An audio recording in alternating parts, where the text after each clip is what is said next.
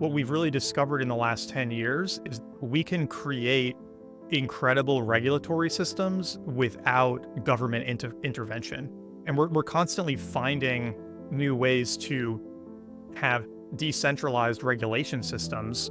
And there will totally be a way to do that for financial assets too, that won't require every single thing to be overseen by the SEC. And yeah, we're totally in that Wild West phase right now, but we're like slowly figuring out better and better systems to regulate ourselves and create a more honest market without having to run every single thing through the government. This isn't your average business podcast, and he's not your average host. This is the James Altucher Show. Great book. Really enjoyed it. Thank you. So I'm glad you liked it. Charlie and I got together like 2 weeks ago to talk book marketing, which was great because Charlie's such a pro at that it was a nice little like kick in the pants to go extra hard these next couple weeks. Wow. Are you excited? Yeah, getting more excited. It's I mean, honestly, the thing that makes me most excited is just hearing that people like you enjoyed it. I mean, I read Choose Yourself back in like 2014 or 2015. It must have been right after it came out. And I remember, I think I read it on an airplane to go to San Francisco to meet up with a friend who I was doing like one of my first entrepreneurial things with. And I was like just about to graduate from college and I was like just starting this whole journey. And you were there in this way that you didn't know about, obviously. That's fun. Yeah, now here we are. But by the way, impressive bookshelf behind you. I see Thanks. Thomas Sowell's Basic Economics. Am I right? The right behind you, Thomas Sowell. And then is that Germs, Guns, Germs, and Steel? Yeah. To my left. And then there's the 4-Hour Body. There's Crypto Confidential, of course. Got the shameless plug there. Got the little Buddhism section up here. Is that Anti-Fragile, Nassim Taleb, Laws of Human Nature, Robert Greene? Just trying to make it out by the cover because I can't quite see the titles. This is why covers are still important. Oh my God. I feel like they're more important now with how much book buying happens on TikTok and Instagram and YouTube and stuff. Yeah. It's gotten so visual. We really wanted to do something fun with the cover because of that. It's good cover. Make it stand out a bit. Thanks. So what a riveting book. I mean, you kind of were living the dream. Like basically everyone talks about you, and I don't mean you specifically, but kids who, not that you're a kid, people who made it rich during the various crypto booms off of, I don't want to say bad activity because you were doing good things, but there's been various trends in crypto that have kind of like ridden all the way to the top and then ridden all the way down. And while there's a real industry being built underneath, that a lot of the get rich quick stuff kind of happened from NFTs and gaming or meme coins, or we'll see what happens with these runes and ordinals and stuff like that now. But maybe just describe the time and your journey a little bit, and then I have questions. Yeah, totally. And I think you put it really well, is that there is this dichotomy in crypto. There's this cool, real, very exciting industry that I remain pretty convinced going to become a bigger part of how we interact with the internet and finance moving forward. And by the way, real wealth can be built with that as well. Like exactly. Yeah. But that's slow and boring, and it's way more fun to speculate on whatever the manic thing is. And, I happened to be in a situation at the start of 2021 where I had some exposure to people who were in crypto. So I was seeing people who were in the thick of it making a ton of money. My first kid was coming, and I was naturally stressed and excited about that and unsure what money was going to look like on the other side of it. And just, I felt the FOMO. I felt the FOMO really strongly and wanted to dive in and see how much I could make if I went all in on it. And I had seen a couple of cycles at that point. I had seen 2013 from a distance, in 2017, I had put money into a couple of ICOs and just kind of lost all of it. And so I Well, in 20, I'm sorry to interrupt, but did you see in 2013 anyone who like, I don't know, bought Bitcoin at $100 and wrote it to 20,000, or like how did you see people getting rich then? I saw the stories on, it probably wasn't Twitter, it was probably Reddit or maybe blog posts. And I had one friend, I think you might know him too, Justin Mares, who was pretty into Bitcoin at that time. Hmm. And so he was talking about it a little bit shortly after. But I had actually kind of first discovered Bitcoin in like 2011-ish because I was really, really big into gaming. And so I had one of those huge gaming PCs, and people in that community were starting to mine Bitcoin on their gaming computers because Right. they had the GPUs for it. And me and my roommate tried it for a day or two and thought, oh, this is kind of cool, but whatever, let's go back to playing games. And then just, deleted the software, and it probably didn't mine anything in a day or two, but it's one of those kind of like, gosh, what if? And then 2 years later, you see it, I see that mysterious, internet money run up to $1,300 and go like, oh my gosh, there could be something real there. But it took, you know, 8 more years before I seriously looked at it.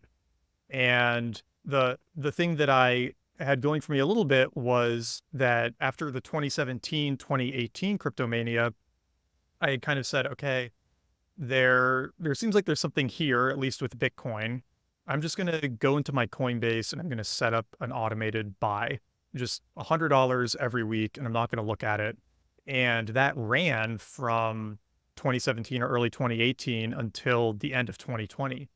And combined with like the bit that I had at the end of 2017, 2018, it turned into like $70,000 Wow. because Just buying $100 a month, $100 a week. Yeah, a like week. all the way through the bear. Because, it went down to $4,000 or whatever. And then Yeah. suddenly it's shooting to new all time highs. And I opened my Coinbase and I thought, oh my gosh, what happened? Like, where did this come from? I should, see what else is going on here. And that kind of, I set a bit of that aside as like my gambling purse and dived into it. Sort of what I didn't expect was that I would get pulled even more beyond just the speculation, but into the actual like programming and building side. And going back to what you were saying at the beginning about the generative casino side versus like the building quote unquote legit side, I felt like that was a better long-term investment of my time, trying to figure out how to actually like make something in the space and not just Right. gamble on it. Right, because at first you were playing around with this thing called farming, and Yeah. you were like basically what sounds exactly like a Ponzi scheme. The more you would invest, essentially you would get paid new tokens. It wasn't quite a Ponzi scheme, but it had the appearance of it. And basically there was no value there. It was just like Yeah. money.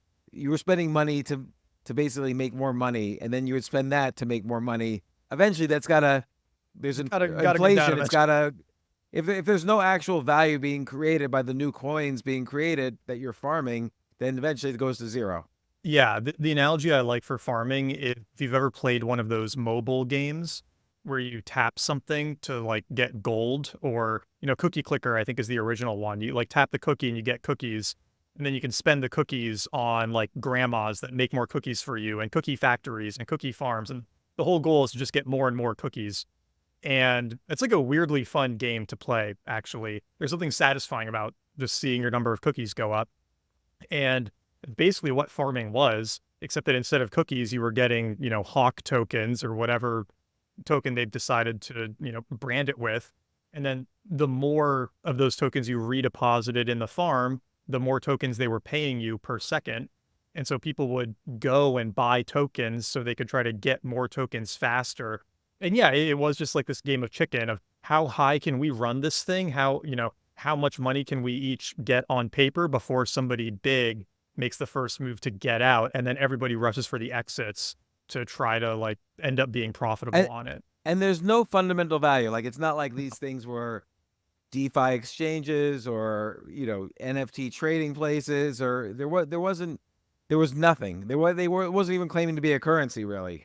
Yeah. I mean, the bare minimum a lot of them would do is they would just copy and paste the code for a decentralized exchange. They would copy a bare bones version of Uniswap or SushiSwap, and then they would say, "This is HawkSwap, and you're investing in the new future decentralized exchange." But there was no effort there. There was no serious product. It was just this, yeah, Ponzi game. And I mean, the amount of money that was moving around in these games was absurd. They would get launched on one day, have over $100 million in them the next day. And then 2 or 3 days later, there'd be basically nothing in them again, and people would have moved on to the next one. The pace that this insane amount of money was moving around was mind boggling coming in as an outsider. And did that trend, if you call it that, did that eventually die out? Like, is that farming still happening? Or, I Not mean, like now it there's meme was. coins, but Yeah, meme coins are the thing now. And there's this kind of predictable trend in crypto where something new and really cool happens, like the first decentralized exchange, Uniswap launches, and everyone goes, "Wow, that's super cool." And then a few close competitors launch that do pretty similar things, right? SushiSwap launches, and a few of the other DEXs that have caught on other chains. But then stuff starts to get copied at a faster and faster and lazier rate. And as that happens, the quality and the seriousness goes down dramatically, and the speed of the peak and trough goes up pretty dramatically. So we saw that with people launching decentralized exchanges and the farming attached to them, and you don't really see that very much anymore. You might see another version of it happen on these new L2s in like 6 or 8 months if people try to rerun stuff from last cycle, but that game has kind of petered out. And yeah, now it's these Solana meme coins are the thing. But we saw the same pattern with NFTs, right? Because yeah. you had CryptoPunks back in 2017, and they were kind of the big ones. And then Bored Apes launched in May 2021, and that was like a pretty serious high effort launch. And then a few other relatively high effort ones. And then by the end of 2021, you had like every celebrity launching their ridiculous zero effort NFT project trying to get But in on the cash. the one thing about NFTs, and this is going to kind of segue into your story. The one thing about NFTs where I think there's real value is kind of like what you were doing, which is characters or equipment or points in a game, like Yeah. one of these kind of big multiplayer games, using those as making those NFTs, because then they can become fungible or tradable with, and like if let's say I go from World of Warcraft to some other game, I don't know the gaming world. Now I can kind of take the amount that I accumulated in World of Warcraft after years of playing it. You build points and strength and this and that, and that's an NFT, and I can move that into the NFTs of another game. Yeah. I think, this was part of what brought me into crypto was I'd been in gaming for so long, and people had been building gray markets around game economies since the 90s, where these massive multiplayer online games, there would be items in them that were rare, and people would do whatever they could to exchange those for real world dollars, even though the games forbade it. And you would have these like secret marketplaces where you could go on eBay and Yeah. pay $1,000 for an item, and then you had to like talk to a secret broker who knew how to like get around the rules to make it not traceable and stuff. And like people were desperate to be able to get their money in and out of these games. So if big gaming companies start taking it seriously and make it possible for you to very easily move wealth through different video game economies, I mean, that's going to catch on so quickly because people are already spending billions of dollars a year in Fortnite and Roblox just to look different, right? Like purely for cosmetic items, not even for advantages in the game. These like digital status symbols are becoming a huge market really quickly. And so, yeah, like you said, the more that economy can be opened up, the more people will probably spend in it. And it's not getting smaller. And this is a crucial question for the whole crypto, is it a fad or is it not a Yeah. fad question. Why crypto for this? Like, why not just use eBay for it? Yeah. I think the main reason is the same reason that it's more convenient to have digital transactions versus using cash for everything, in the sense that let's just use like Fortnite and Roblox as two examples, right? Because those are sort of the big ones where people spend a lot of money now. They're massive multiplayer games. You can look different, you can interact with people and whatnot. Right now, if you want to spend money in either of those ecosystems, you have to usually buy the currency within that game, typically using a credit card or your linked credit card through your, EA Games account, whatever. And then you've got that game currency, and then you can buy the asset in the game. But if I have 500, we'll call them Fortnite tokens, and I want to buy something in Roblox, like there's no way to do that. And on the one hand, you could say, okay, Fortnite doesn't want you to be able to do that because they want you to keep that money in Fortnite. But on the other hand, if all of the games could be connected to a single wallet, right, like your crypto wallet, and you could pretty much immediately move money from one game to the other, then like you said, whenever people have played a lot in one game and want to start playing another game, it's so much easier for them to move their work and their wealth from one game to the other. And then on top of that, Fortnite or whoever can have an in-game marketplace where you can trade Fortnite bucks for items and buy and sell items with other people. You're using the Fortnite currency. The game is taking a 10% transaction fee on each transaction, and then they can sell their own token in the market. And it unlocks this like big new form of revenue for them, or they don't even have to use their own token. They could just use USDC, which is, a stable coin pegged to the dollar. All those transactions can happen basically instantly. They wouldn't have to pay any transaction fees like they would with a credit card or whatnot. And then if you get tired of Roblox and you want to sell all of your items and then bring your USDC or whatever over to Fortnite, you could immediately do that. And I think it's a similar argument to why it makes sense for countries to have connected economies, right? Like the more trade there is overall, the more like commerce tends to happen, the more tax revenue those countries get to collect. It tends to lift all ships. No, it's a really great point. Like, let's say Fortnite doesn't want to have their, items tradable with items from other games. They're missing out on the fact that they might get more, like maybe they're afraid people are going to leave Fortnite for another game, but they're missing the fact that it makes it more likely for a much larger universe of game players to have access to Fortnite. Like now, I'm tired of this game. Now I can play Fortnite. And yes, you potentially could have eBay be the marketplace to trade all these things, but you think about it. If like gaming is sort of a good industry to kind of test out stuff, but eventually, let's say Uber issues Uber tokens to people who ride Uber a lot and to the drivers of Uber, and it's tradable for frequent flyer miles on airlines. Like it creates this whole economy that ultimately makes more users and actually lessens the load on the US dollar. It actually decrease inflation because there's other currencies people are using to kind of navigate these different services.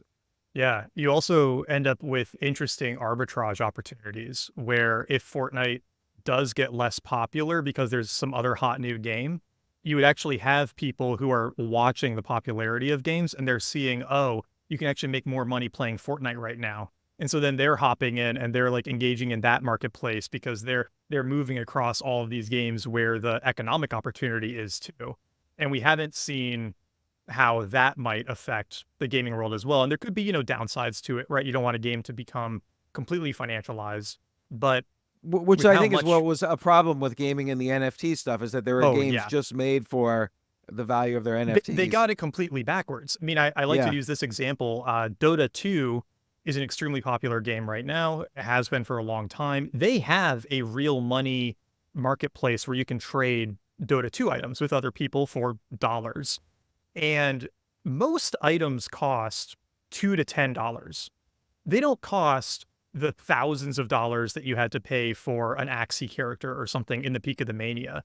And so the crypto games that came out during that period, including the one that I worked with, had this real problem where most of them were speculative assets first that tried to bolt a game onto them. And that's not going to work because people just aren't going to be as invested in the actual game. What will work is a big game that people love playing that adds a financial element to it, because then it's kind of like a bonus, and then the items are going to be more fairly and reasonably priced and not at these crazy speculative numbers. Yeah, I think this is an enormous use case of crypto that hasn't really begun to, I mean, it's begun like with gaming, for instance, Yeah. but it hasn't really kicked off. Like, for instance, another use of NFTs, just as a random use case, is like sports tickets. Like, such a good one. Right now, sports teams can't make money if there are scalpers. But if you made Like if I buy, let's say, a $10 ticket from the New York Knicks, but then I sell it to a scalper for 50, and then the scalper sells it to someone on the day of for 300. The Knicks only made money selling it for $10 for me. But if these things were NFTs, then they take a percentage of every sale. They would make a lot more money, and it Yeah, would make scalping legit. It would legitimize the whole industry. And by the way, this also makes new investing asset classes disconnected from the stock market, so that people could still have opportunities other than McDonald's stock, even in a bear market. totally. So, and crypto makes sense for this because the technology is all built. Like a friend of Yeah. mine says, why don't you just use eBay for everything? Well, technology is actually better to do this in crypto. Why reinvent the wheel? Yeah, yeah. And the big problem with the eBay example, especially for tickets or video games or some of these other things, is that you still need another middleman to broker the item swap, right? To like Hmm. actually get the ticket to the other person or to get the item to the other Right. person.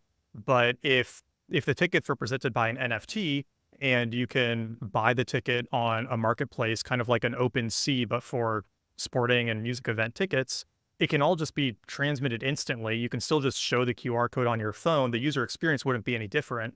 But now the artist or the sports team is getting a cut of every resale of the ticket, and nobody's paying the absurd Ticketmaster fees. Like nobody likes Ticketmaster and SeatGeek because you end up paying what, like 20 or 30% in fee totals, which is ridiculous. And so you cut out that extremely bloated middleman, and the people who actually benefit from this thing, this concert or this sporting event, they have a much more efficient marketplace, and it is better for basically everybody except the Ticketmasters and SeatGeeks. And you also know if you buy a ticket, this is a real ticket. Like Yeah, it's a smart that too. contract. You're getting, sort of the provenance of the ticket. It did initiate with the New York Knicks selling it. That was the first transaction. You see the whole history, and it's a smart contract, so it's verifiably true.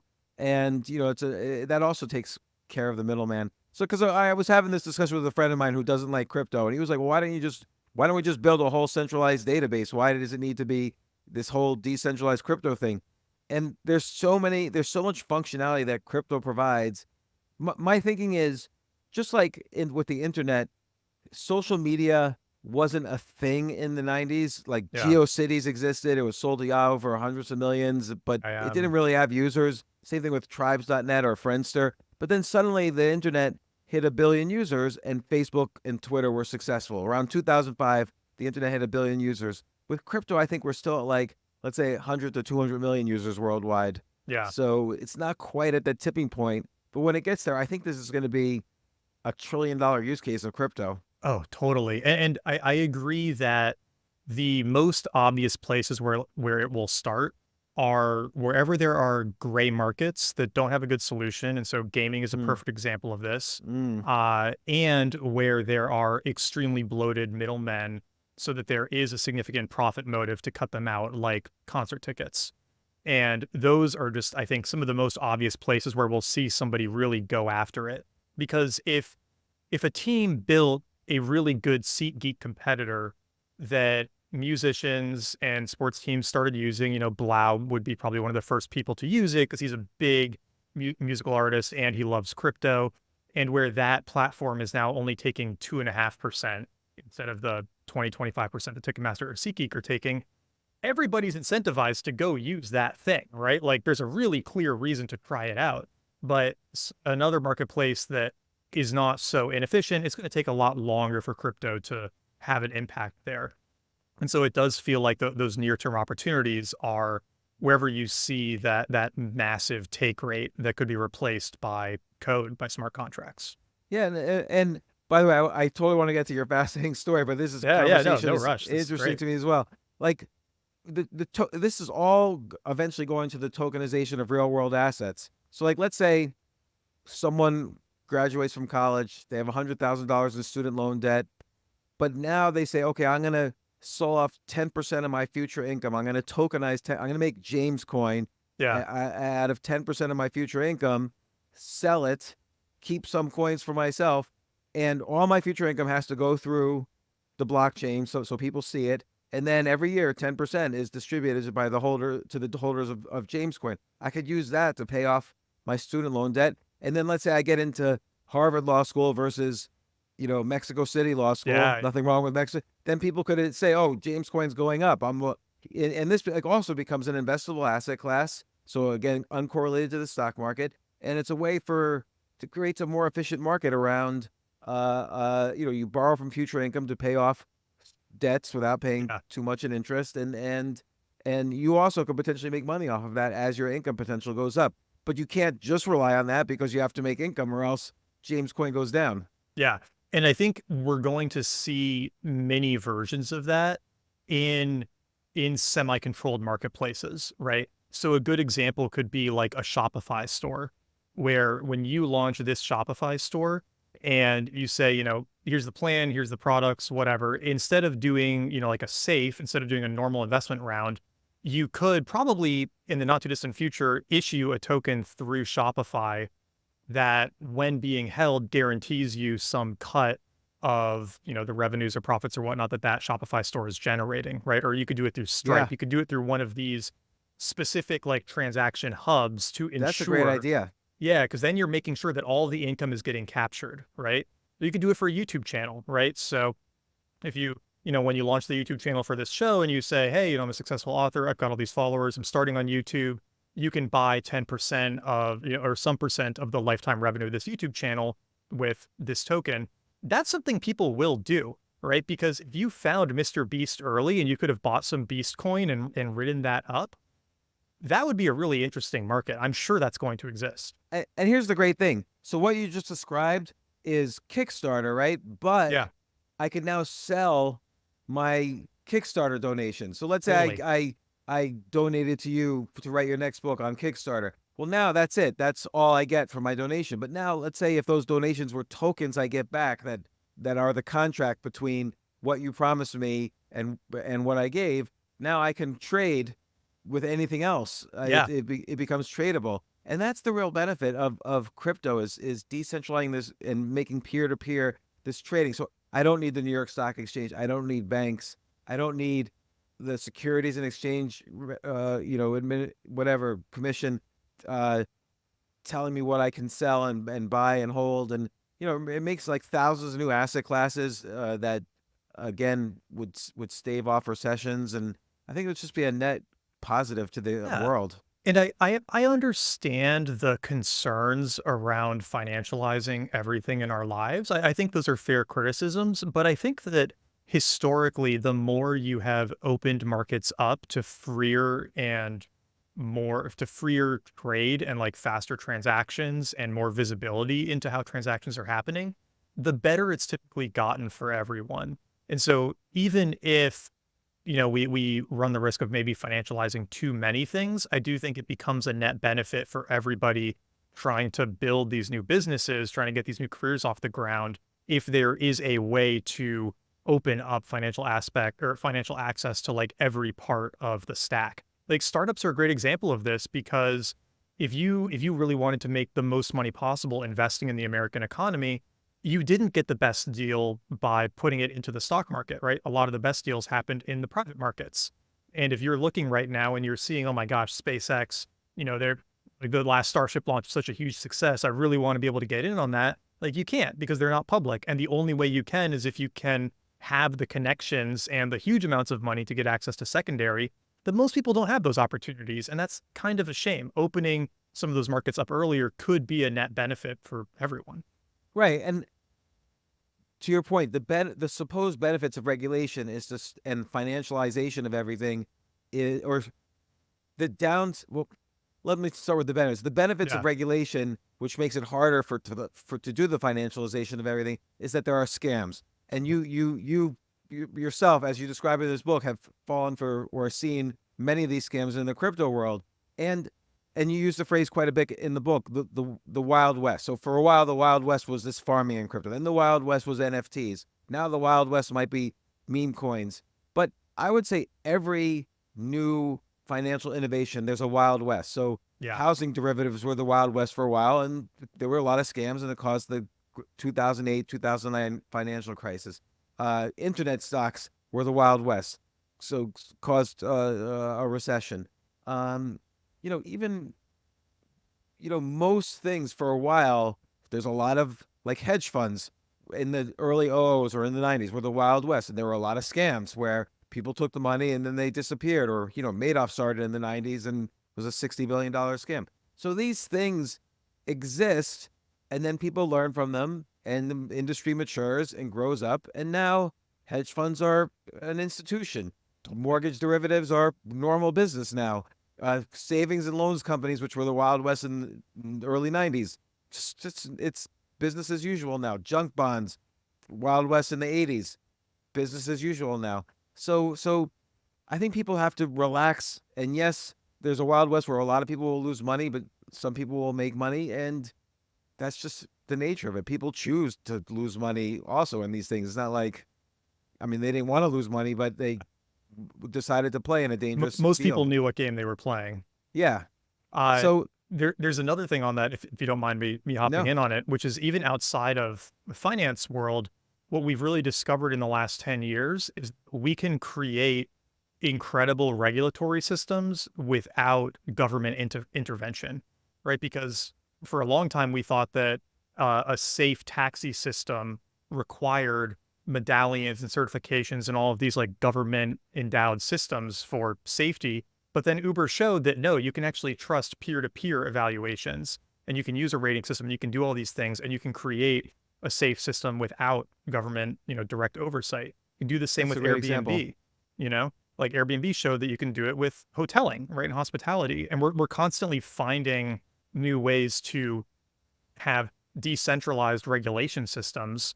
And there will totally be a way to do that for financial assets too, that won't require every single thing to be overseen by the SEC. And yeah, we're totally in that Wild West phase right now, but we're like slowly figuring out better and better systems to regulate ourselves and create a more honest market without having to run every single thing through the government. Such a great point. Like, I never thought about it with the Uber versus regulation on the taxi medallion side, but it's true.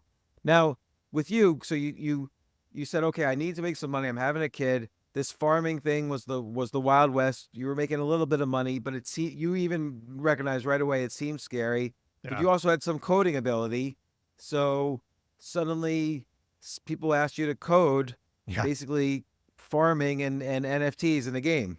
Yeah. So it, during that period, 2021, Ethereum and other Ethereum-like blockchains were taking off because of all the stuff that could be built on them. DeFi was the first big thing, right? Borrowing and lending protocols, decentralized exchanges. And it was this big rush of what else can we program to be like these decentralized apps running on Ethereum. And that was sort of like the big exciting thing during that period, because in 2017, it was just ICOs. There weren't really apps. And now there were all of these apps being built on Ethereum.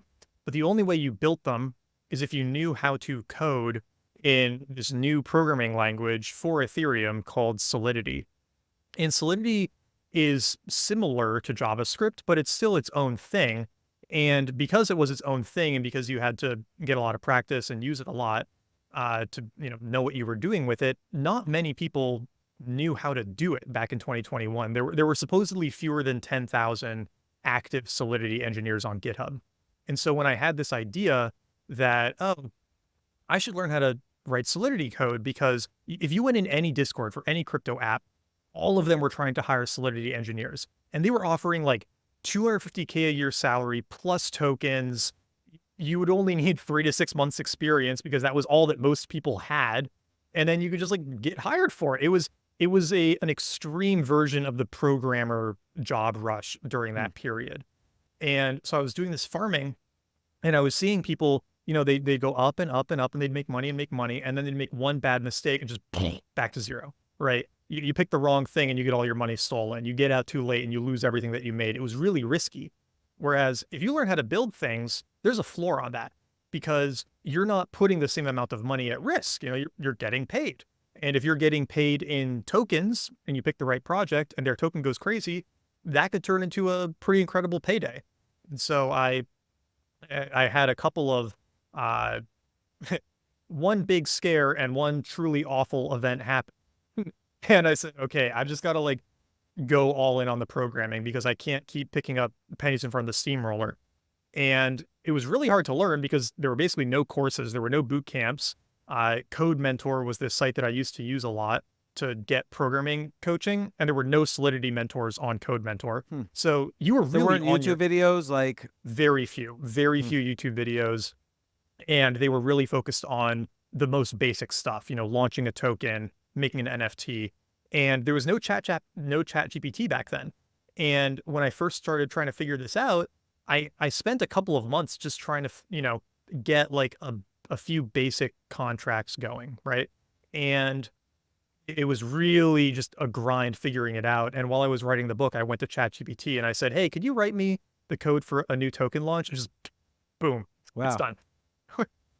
So when you write the code for a new token launch, it's like it's like you're making your own meme coin, for instance. Exactly. Right. And so there's tokenomics, like it describes how new tokens will be issued or taken away. It describes what the validating mechanism is, whether it's proof of stake or proof of work or something else. So not for this, because these were all tokens on Ethereum. And so you didn't have to worry about proof of stake versus proof of work or the validation or anything. It really was as simple as like, what's the name? How many are there going to be? Can you make more of them? Can you destroy them? Who gets them initially? Those basic rules. And I started off really scared and worried about doing it, which is why it took so long to get going. But then I started looking at more token contracts. I started looking at the code behind a lot of these apps that were launching, and they were all using the exact same code. It was basically copy and paste. They were just using the same code over and over again, which was a huge unlock of like, oh my gosh, it's not as scary or complicated as I thought. If you're really pushing the boundaries, if you're really developing new things, it's really complicated. But if you're launching tokens and NFTs, it's actually pretty simple, which is probably why today you're seeing hundreds of new meme coins launch every day on Solana, because it's so easy to spin them up. And is that because also it's piggybacking on all the functionality of, if you're building in an Ethereum, it's piggybacking on all the functionality of Ethereum. Exactly. So, like, let's say you made, Nat coin, in this way back in 2021, would there still have to be validation of every transaction, but you would use the Ethereum miners? Ethereum handles all of it. Exactly. So you're still you're doing transactions on Ethereum, but using your token instead of moving ETH around. Once I figured out that there was this simpler layer to it, it's actually extremely easy. There are whole libraries called Open Zeppelin, or by this group called Open Zeppelin, where you can basically launch a token in one line of code. And it spits out the 150 or whatever lines of code that you actually need for it. But even that is very, very simple. This was kind of the cool thing about Solidity code, is that it's extremely efficient and extremely precise and extremely clear once it's written. The scary thing about it is that once you deploy a smart contract, like a token or decentralized exchange, you can't change the code. It is locked in stone just because of how blockchains work. You don't want to be able to go back and change, how many of a token are issued later after you've already sold a bunch, right? Like that would be a scary thing to be able to do. So which, by the way, it's funny you say that, because that's exactly what the US dollar does, and that's what most companies do with their stock. But in the crypto world, that does not happen unless it's already in the code at launch. Yeah, and so the other big benefit, or the other big boon you have with trying to learn Solidity or learn how to build this stuff, is that because it's on the blockchain and because the blockchain is transparent, you can go read the code powering any app on Ethereum. You can just go to Etherscan, look up the code for Uniswap or Aave or any of these big apps, and boom, there it is. You can just read through it. You can see that it's safe for you to put your money into. You can copy the code. You can run your own tests on it. You can do whatever you want, which is really, really cool as a way to learn. Because if you were trying to learn how to rebuild Facebook's algorithm, you're never getting that. But then how do you launch the token? So you have the code for the token. Where do you launch it? Like, how does it start? How do people start buying your token? Yes. So the way a smart contract works is it's basically like a mini computer sitting on top of Ethereum. And if you make one of those mini computers for a token, it knows where all of the tokens are. And so if I have 100 NAT tokens, I can send a command to that little computer saying, send James 100 NAT tokens. It checks to make sure that I actually have them, that you actually exist, makes all those checks, and then it just sends it. But that little computer is just running autonomously once I deploy it. So I would write up all of the code for the token, and then I basically just run another command on my computer, and I pay a little bit of ETH as the transaction fee to like create that mini computing unit, and then it just lives there forever. And because it's just living on the blockchain like basically everything else, anybody can use that to move the NAT token around, assuming they have it, or we can send some of it to a decentralized exchange, and the exchange knows that if this is the address for this token, then the symbol for that token is NAT, and there are this many of them in existence, and this is who has all of them, and you can look all that stuff up publicly. But you have to know kind of like how to write the code to actually deploy it in the first place. And that can be the tricky part. But once it's deployed, you can go to some of these sites that like interpret the blockchain for you, and you can just click a button to move your tokens around. Or I can take those commands from the token contract and I can put them in a website. So you could go to, my website and say, I want to buy, $10 of Natcoin or whatever. But anybody could put that on their site too. It's totally accessible. Because it's based on Ethereum, could I then trade it on Uniswap, which is built on top of Ethereum? Yeah. You could trade it in Uniswap. You could actually add it to any exchange you wanted, and I wouldn't have to give you permission to do it. As long as you had some of those tokens in your wallet, you could go to Uniswap and say, okay, I have 100 NAT tokens and I have 1 ETH.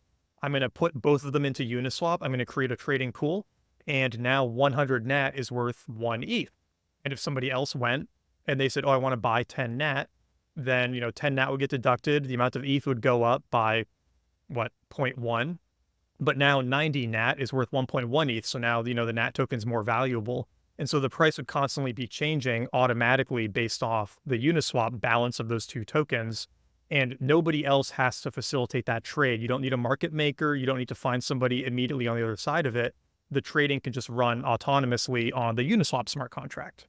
And this is related. Why, with the recent mania for meme coins, like making these valueless coins, why has Solana become such a popular? Solana's like an Ethereum killer, supposedly. Yeah. Is it because of the transaction fees are smaller and it's a little you could do a few more transactions per second?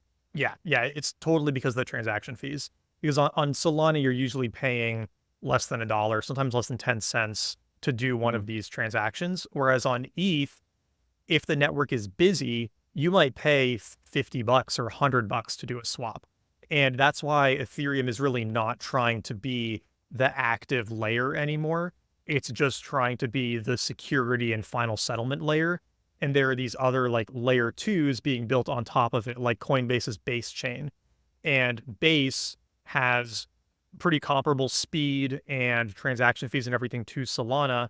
But the benefit of it is that it's using Ethereum for all of its security. So instead of every transaction having to be done directly on Ethereum, Base can bunch up 100 or 1,000 or 10,000 of them and check them into Ethereum in batches to bring down the transaction cost dramatically.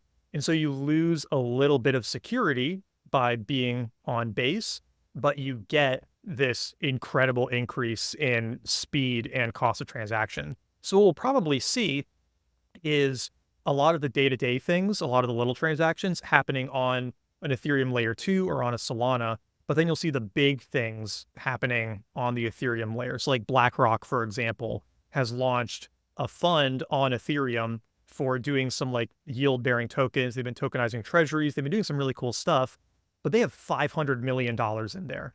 So they want it on the safest, slowest, most proven, most secure chain. Because when you're moving around millions of dollars at a time, you don't care about a $50 transaction fee. Yeah. But if you're trying to buy coffee, that stops working. Right. Governments are their clients, so Totally. it's not a big deal.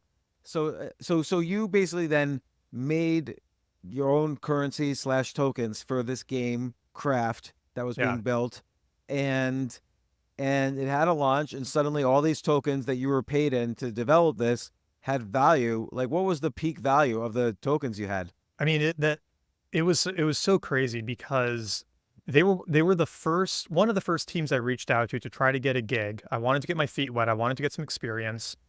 And my friend had found them. They were doing something I was really excited about because they were trying to build like a Diablo Warcraft style game, which I loved for all the reasons we talked about earlier. I was Mm. just so excited about that potential. And, so I was bugging them, trying to get them to hire me because they needed an engineer to build their token. And I was like, I'll do it. I'd love to do it. They said, okay, what are you going to charge? And I said, 2 ETH per week for the 3 weeks it'll take to do this, which was a pretty fair rate. And I figured they would negotiate against it a little bit. And I was like, that seems reasonable, pay me 4 to 6 ETH, whatever. That'll be great. And they just didn't have the money. So they were like, we can only pay you in tokens. And in my head, I'm going, okay, I'm never going to make any money off of this, but it'll be a good experience. So sure, I'll take the tokens. And the deal was we were going to launch it with 100 million tokens priced at 1 cent. So the game would be valued at $1 million, like not a crazy amount for a new crypto project launching. And so I said, okay, can you give me 1 million tokens? So that'll be worth about $10,000. That's a fair amount to get paid. And they're like, yeah, cool, deal. And then we put those tokens in a smart contract so that it released them over a year. So I didn't get them all at once so that I couldn't just like dump it on the market. But it also made sure that they couldn't like back out of the deal and take them away. It was a good like trustless way to do it.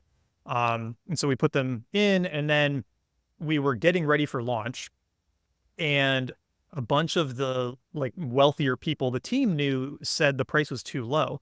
They said, if you launch it at 1 cent with, this many tokens, there's only going to be $40,000 or $50,000 of trading liquidity. So if I want to buy $100,000 of this token, and these guys had, millions and millions and millions of dollars to throw around, and they were willing to put 100K into this game launch, they said, I can't do it. There's not enough liquidity. So we had to up the launch price to 10 cents. And I'm going, okay, like now I'm getting paid 100 grand for this. This is pretty sick. Yeah. And, and they were totally, fine with it still. I was like, all right, cool. This is a great deal. And so then we launch, and during the first couple hours of launch, it spikes up to over $1.50.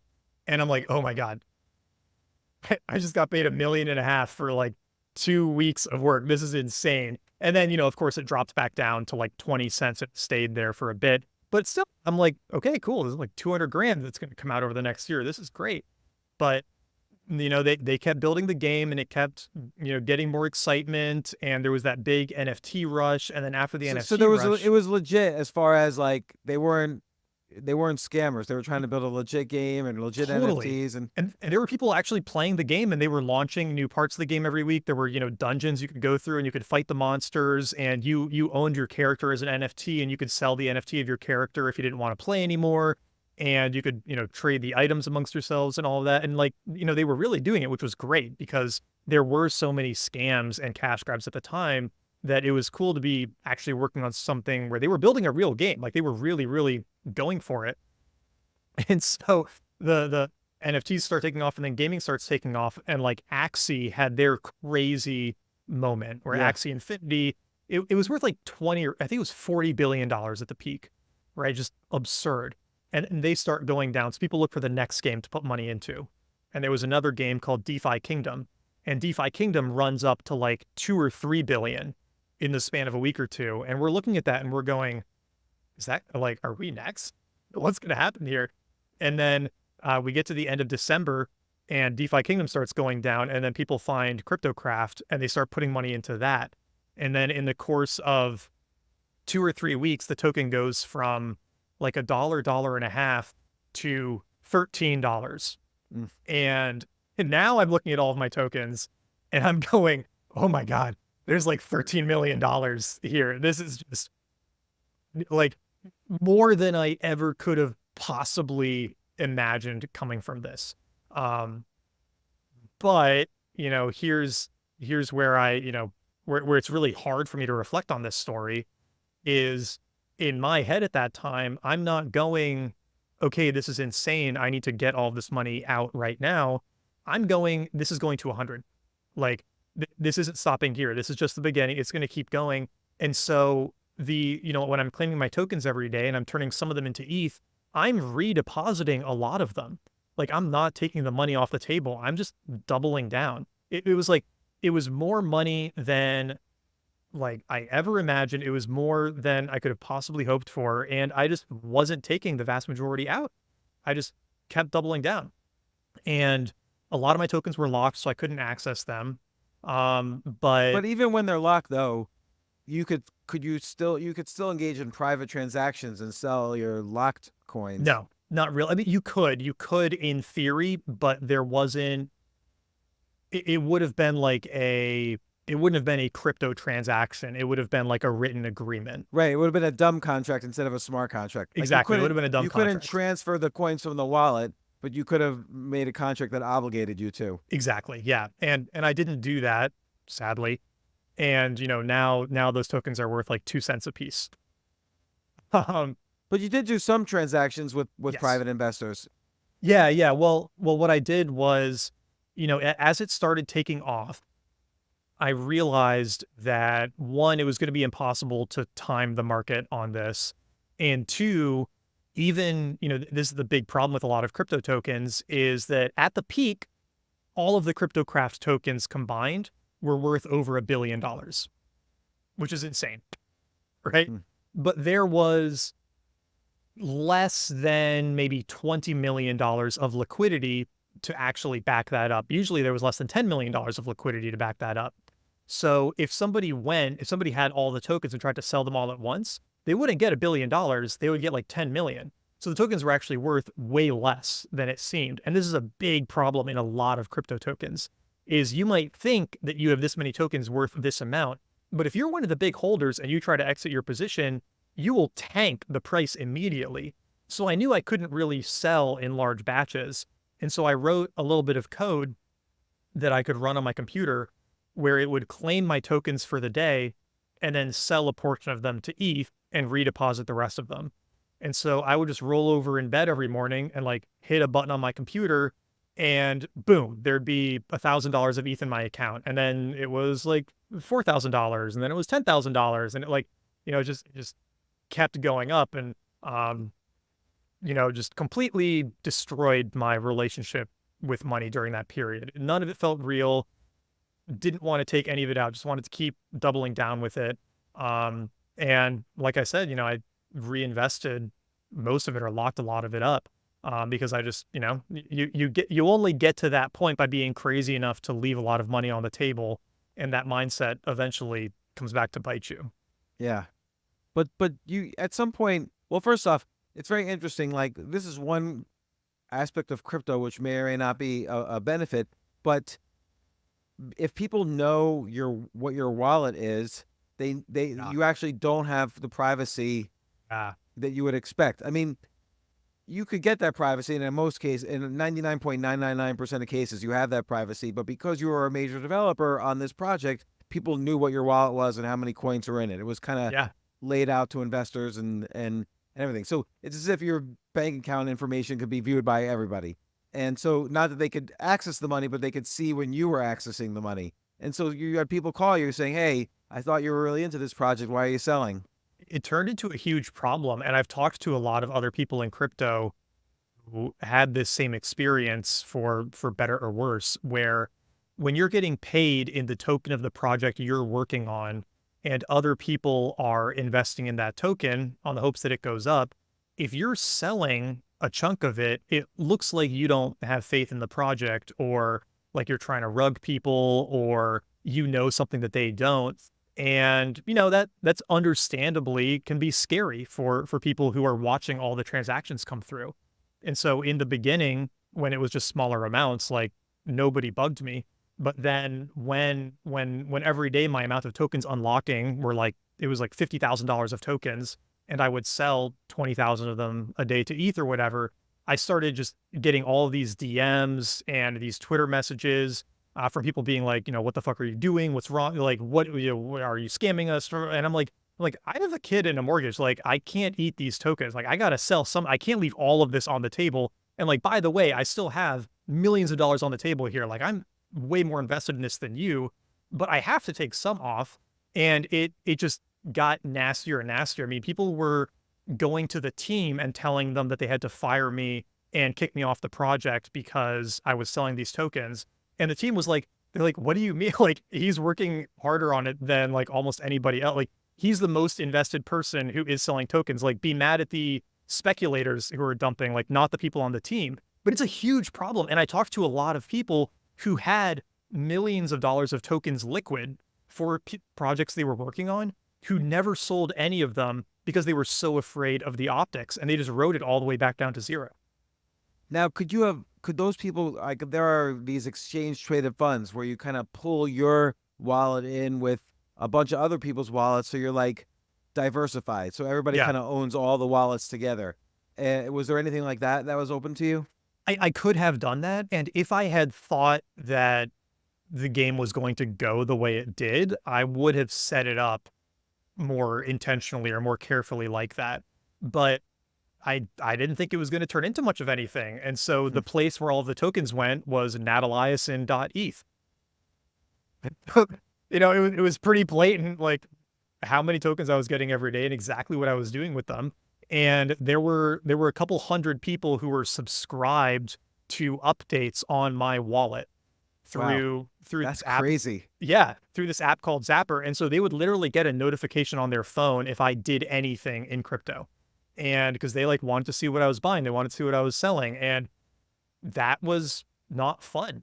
What if you had just ignored all that, and what if you had gotten fired? You still had all the coins, Yeah. right? That's ultimately what I did is I said, like this sucks, but I've got to do what's best for like me and my family. And I know that I'm working on this game. I know I'm not scamming people. And so if people are going to get upset about it, like that's kind of on them. And for a while, I did talk to everybody and have pretty frank conversations. I mean, I sent a lot of people screenshots of how much I had invested to show them. I was like, no, no, no. Like, I'm really in this and I have to take money off the table. But eventually I had to just be like, you know what? I can't like argue with everybody about this. It's like if they were in my situation, they would do the exact same thing. Like and you even the can't, game founders, like Leroy, was like after you to stop selling, even yeah. though you had to make money. Yeah, yeah, and that's what I told him too. And we ended up getting in multiple fights over this, where he was telling me to sell less because it looked bad, and I was like, no, like this is what I have to do, and if you want to fire me, like go ahead, but you're not going to because like I am working on this a lot, like I'm helping you guys, and it's like this is just how it has to be. But there's a lot of downsides to having your whole financial life public like that. And I think that's why crypto has this pseudonymous element to it, where if you were one of those people who got in on the initial offering for ETH and you bought 10,000 ETH at $1 and you still have them and you're worth tens of millions of dollars now, like you probably don't want that tied to your real name. You don't want people to know that about Yeah. you. So there's definitely some cons to the public element, and there are incredible benefits. I mean, imagine if you could exert that much scrutiny over what your city is doing with your tax dollars. Like, you'd learn a lot of stuff really quickly. That would be a huge boon to society. So there's definitely pros and cons. And at this time, because it was kind of like this 2021 2022 mania, or basically 2021, it was even greater than the 2018 mania. There was Yeah. NFTs, there was starting to be like these meme coins and stuff. So like you knew other people who were getting involved, like your friend Johnny, who kind of, you were together from the beginning doing this farming, and then other stuff. He was getting into NFTs. What's the outcome with him? Yeah. So, Johnny, he really had kind of a wonderful story through it, which is why I thought it was important to include it, because when we started, he was running a cafe in Austin and it was just bleeding him dry.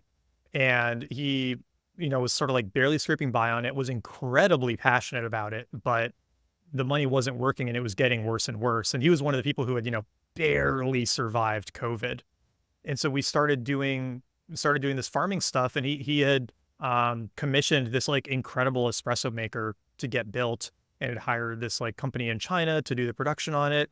And we started out doing this farming together, and then I got really into programming, and I started having this outcome with CryptoCraft, and he got really into NFTs. And in March, we're sort of like day trading Doge and starting with farming and trying to make a couple $100 a day. And then there's this scene towards the middle of the book where we're at brunch. And at the start of the brunch, Johnny puts like $10,000 into an NFT launch. And by the end of brunch, he's up 20 grand. And he was in this crazy, like the really, really fast paced NFT speculation. And he had built such a name for himself in that space that people had notifications for his wallet too. And so he started having to like make other wallets and move money through Coinbase to like hide from the people who were trying to like, copy trade him and cut out what he was making by being so in the flow of it. And he showed me this stat once that he had spent over $100,000 on Ethereum transactions during that period, but it was profitable spent because the NFT flipping was so insane. And then the one kind of sad thing happened, which was the manufacturer in China screwed him over, just took his money and ran, and he was out like 250 grand. But he had made enough from the NFT selling that he was able to like offer refunds to everybody who had pre-ordered. Wow. And I won't spoil how that story ends because it has an interesting ending, but he was able to like, resolve that issue. He was able to shut down the shop, which was a sad moment, but also kind of, freeing for him. And he was able to like, pay out the employees for a couple months longer than he would have if he had to shut it down from actually running out of money. He and his partner were able to like move into a more comfortable spot. Like he had this kind of great outcome from going so crazy in it, but he also had kind of the same like psychological outcome that I did. It was really, really taxing and really, really rough. And he like me doesn't let himself touch the space at all anymore because the psychological costs were just so painful.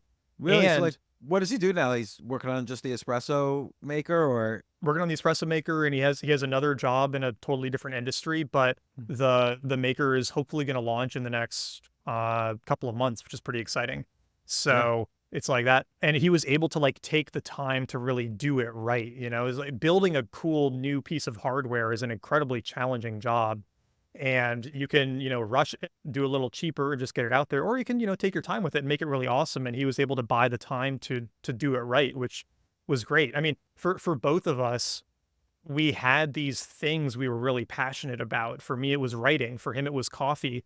And we kind of bought the freedom to actually go after those things in a very serious way for a few years that we didn't have the freedom to before. And like that to me is, I mean, it's like one of the best outcomes I think we could have asked for. sure. Like right now. I mean, obviously, this moment you're working on this book launch, and this is an important part of your career. But do you have plans for a next book? Like, what kind of writing would you like to do? What inspired your interest in writing? Who were your initial favorite writers that you were saying to yourself, I want to be like that? Yeah, that's a great question. I got into writing in a funny way. I really wanted to do startups and entrepreneurship, and I was a philosophy major in college with like no relevant skills. And so I kind of looked at like what would be useful to startups and what am I already kind of good at? And there was this cool intersection with content marketing because I could write well and startups needed content. And I started out doing content marketing. And in the beginning, I was studying you and I was studying Tim Ferriss and I was studying Ryan Holiday and I was studying the people who were, really crushing that game and trying to write like that. And I ended up getting really into SEO. I had a search engine optimization agency for a little bit. And then after this story happened, I was like, I've always wanted to really like write a book. And this is kind of like my opportunity to do it and to try to do it in a big way. And I never thought that I would want to write a like memoir finance story, but the opportunity kind of fell into my lap and it was just like this perfect storm. But Yeah. oh, go ahead. Oh, go ahead. No, you can. Okay. I was gonna say, but when I started on it, what I quickly realized was that I had spent most of my writing career doing like how to highly optimized blog posts, which is very different from a like psychological thriller memoir story. And so, I mean, I basically spent the last 2 years just studying writing while working on this. Like, I didn't do hardly any other work. I was just like, I need to get as good as possible at storytelling and making this fun because the only way I'm going to make a crypto book really mass market interesting is if it's like a fun beat read, if people are going to have a good time going through it. And so I studied that, and I tried to make it as fun of a read as possible. And along the way, I learned that I actually really love the like fiction-esque writing. It's really, Right. really fun for me. Right. Like that's why I was gonna say I wouldn't call it a memoir. This like there's this new brand, I'd say it's about 1.5 to 2 decades old of narrative nonfiction. That's Yeah. what this is narrative nonfiction. Because you'll write this over and over again and with your next story and your next story. Like you'll have experiences kind of like, 4 Hour Work Week is, Yeah. or Outliers by Malcolm Gladwell, or, all those books in the background of your Zoom picture that I'm seeing. And but like what, let's say beyond those guys, did you read like it seems like it would be helpful to read like some fiction writers Yeah. to write, so like for myself, I read people like Raymond Carver or Dennis Johnson or even Charles Bukowski, just because they really ultimately wrote narrative nonfiction and they called it fiction. Like all their stuff's nonfiction, Yeah. Yeah. and it's that's for me was really improved my writing. Yeah, that's actually exactly what I did is I studied writers who could get people to just boom, boom, boom through a novel. So John Grisham, Mm, I read A Time to Kill, which is wonderful, and it's his first book, and then I reread the beginning a bunch of times to try to get that yeah. energy into my writing. And another one that I really studied was Red Rising, which is this Oh, I don't know. wonderful. Oh my gosh, this is such a treat. It's a wonderful fantasy sci-fi novel, and there's 6 books in the series now, so you can really go crazy with it. And he's such an incredible like fast-paced storyteller with a very strong opinionated first-person narrator. And I wanted to Oh, this bring is some of great. I'm getting it right now. Oh, you're gonna love it. You're really, really gonna love it. I really wanted to bring that energy into it too, because and that was so helpful. So what I would do a lot of days while working on the book is I would get up and I would reread some of my pages from the day before, but then I would read like the first chapter of Red Rising or some of the first few pages of A Time to Kill or one of those books before I started writing so that I was in that headspace of like that storytelling mode so I could bring some of that energy into the book. And that was by far one of the most useful things that I did. It's amazing how much reading one style will subtly influence how you write the next Yeah. like few days. Yeah, exactly. Like it takes about a day or two or three to wear off. But like if I read, like let's say just as a blunt example, like Old Man and the Sea by Ernest Hemingway, suddenly I'm writing in this super minimalist style. Yeah. But I like that. I like that feeling of like absorbing his style and bringing in my own kind of humor and storytelling and so on. So Yeah. it's good. I always think that's the best way to write. It's sort of like when you're learning a coding language, you kind of set up the basic environment, you know how to code from other languages, and uh, the best thing to do is to modify someone else's code to learn Totally. coding. Totally. S- It's funny because it works in the other direction too. So you asked about the next book. I'm actually working on a sci-fi novel, and that's been an incredibly fun experience. And I was doing the same thing. I was studying sci-fi, figuring out kind of who I wanted to emulate, whose style I wanted to learn from, and like Dark Matter by Blake Crouch is Oh my just God! By the way, best yeah. TV series of the year so far. I haven't watched it yet. I You really got to watch it. okay. Okay. I because And I like Recursion by Blake Crouch as well. yeah, and his pacing in that book is just incredible. It's just boom, boom, boom, doesn't Yeah. stop. And so I was using that to prime me for writing the sci-fi novel. And then I took a break and I reread East of Eden by Steinbeck, which is just a beautiful and just incredible, like maybe greatest novel of all time. And but then I went back to work on the sci-fi novel and I started writing in kind of that style, and it was like a completely different energy, and it was like slow and descriptive, and it honestly I was really, really proud of the chapter I wrote in that style. It was, I think, some of my like most beautiful writing, but then I threw it away because I was like, I can't use this is the wrong energy. And like obviously I'm nowhere close to Steinbeck, but it was interesting how quickly that totally changed how I was writing. You've got to be like really careful with your inputs when you're in a writing Yeah. mode because they'll Completely. get in there quickly. I like when I do most of my writing, which is in the mornings, I make sure I don't read necessarily thriller kind of stuff because I'm trying to, if you're trying to write short blog posts, poignantly, if you're just getting to like action, it's not as good. Yeah. Um, but yeah, you have to be very careful about the input. And people don't realize this is an important aspect of writing, is that, like you say, the inputs that you put in is what comes out combined with your own style. Totally. And like your subconscious is so incredible at processing things when you're not thinking about it, right? When you go on the walk after the writing session and the ideas pop into your head. And so if you're letting in social media and the news and all this other stuff, that's what ends up popping into your head when you give it a moment's rest. And so you have to curate that input layer so deliberately if you want to get that best writing work possible out. It's kind of fun to be in that monk mode where you're being so deliberate about it, because it is just this incredible force multiplier for how good your art can be. Yeah, no, it's I can really appreciate that cycle. And this is a really good book. Like, did you sell the movie rights to this book? I bet you people want the movie rights. We've had one person reach out and we're still shopping it in Hollywood. So we haven't sold it yet, but we've had a little bit of interest. And I think that there will be more once it's out. Like, I have a really hard time with this. I'm a very self-critical person. I'm very hard on myself, and it's hard for me to like say something is good. But I think it's a good book. And I think it's going to do well, and people seem to really enjoy reading it. And I think it would be fun as some sort of film production. And so I'm excited to hopefully see that Absolutely. happen. I could totally see this as a Ben Mesrick style Yeah. like movie. Yeah. Yeah. So I mean, that would be it's a like dream in come a true. it's That like would in be a hot amazing. area. It's a lot of money involved, and it's young people doing their thing, and it's good. And It would be then so fun. what's next in crypto in your opinion? Like, obviously there are these in terms of like the Wild West side, there's these meme coins, which I think that's already kind of run its pace a little Starting bit. to burn Like, out. Yeah. yeah. But I'm sure there's people out there who made 10, $20 million, disappeared, and you'll never hear from them again. And Yeah. whatever. There's probably there's probably thousands of people like that who have just made 10 million or more from crypto and are just now gone forever, just living their life. Yeah.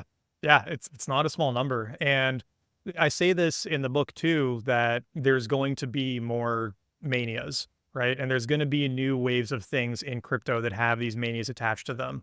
Like, it could be social fi, a Twitter where you can invest in people to like buy and sell their tokens. I'm sure gaming is going to have another much bigger run. There will probably be a new NFT thing. There will be a new, type of blockchain. People will be excited about. I mean, the big one this cycle is going to be AI coins, right? Like Yeah. AI plus crypto projects. And some of those seem like they're really legit and really interesting. And there's going to be a lot of garbage too. And it's hard to uncover, like, particularly like, so I always look for coins that actually have users, corporate partnerships, good developers with a track record. But it's hard to know, okay, like a great idea would be, here's a coin that's going to be a decentralized network of everybody's healthcare information. So you own your healthcare information. So if AI wants to use your care information to train their learning model, they have to buy it from you. And Yeah. because it's all on blockchain, you could do that. But it's hard to know, okay, this is a great idea. Are people actually using this? Right. Like, which coins? There's very few analytics that tell you. There's a lot of analytics that tell you how much is being bought and sold every day. Very few analytics that tell you how many people are actually using this for real use cases. Totally. And And I I mean, think that's honestly, gotta happen. yeah. Well, yeah, and you can sometimes find a Dune dashboard, Dune.xyz that Dune shows is the you. best. Dune is the best way Yeah. to do it. Yeah, yeah. But I mean, honestly, like what I tell most people is that if you're not gonna go live in this world, if you're not gonna quit your job and be 24/7 in the flow of information, or if you don't have access to somebody who has that level of information, don't even try. Like, you're gonna be the exit liquidity. Just like buy Bitcoin and Ethereum and Solana and like leave them in your Coinbase account and just don't think about it. Because if you're like half in, half out, and you don't have that level of information, you might buy at the right time, but you're probably just going to hold it too long and ride it all the way back down. And you don't want to get caught in that like messy middle of being kind of like half in, half out.